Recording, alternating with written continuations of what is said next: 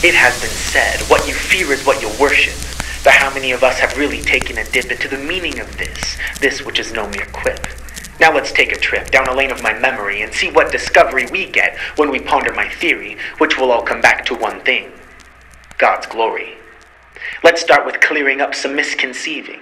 Being afraid and fearing are two completely different things. Horror films, Dracula, monsters under my bed, imagining how things will be after I'm dead. However funny they may seem, these are things that get stuck in my head and eventually have led me to be not only intimidated but flat out frightened, to the extent that fear has trotted on my daily life, and I've wasted fractions of time that could have been allotted to something much more sublime, something heavenly, something divine. Whatever it is that occupies the ticks on the clock, be sure it doesn't mock the one whose door you need to knock on.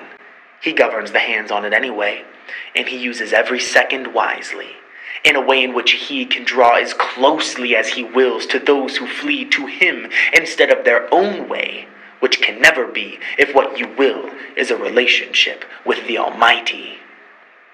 Take every thought captive, it says, but what does it really look like to give every moment of your life to live purely, or graciously, or justly?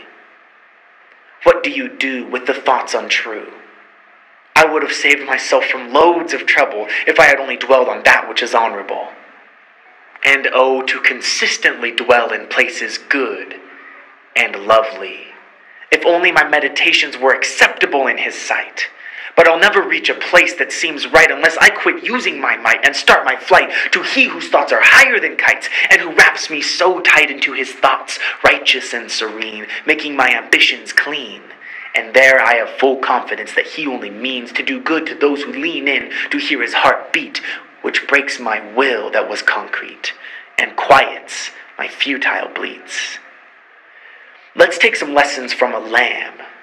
I used to think that I was confident in who I am. Then I took a glance at the animals that prance to the beat of their shepherd's dance. This way there's not a chance that they'd be led astray, as long as they never leave his way. When it comes to using things I've been given, I don't bow to the Creator. I fear what might happen. When I have the urge to recreate creation in a creative expression, I bend knee to man. Why? I don't know if I'll ever know.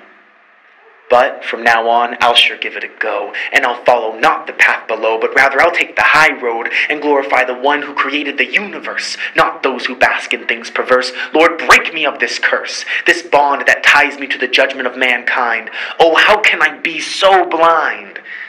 I once sought, but now here I find a peace of mind in who I am and who you are, O precious Lamb, the rising star. Ladies and gentlemen, knock, it says, the door will be opened. Do this and blessings will come. He'll break your bonds and give you freedom. He'll give you release from all the powers of the dark kingdom that are all crumbs in comparison to the Father and the Son, who control the ascension and descension of all men and all things. You want to walk in light not dim? God is the way, the truth, the light. Fear him.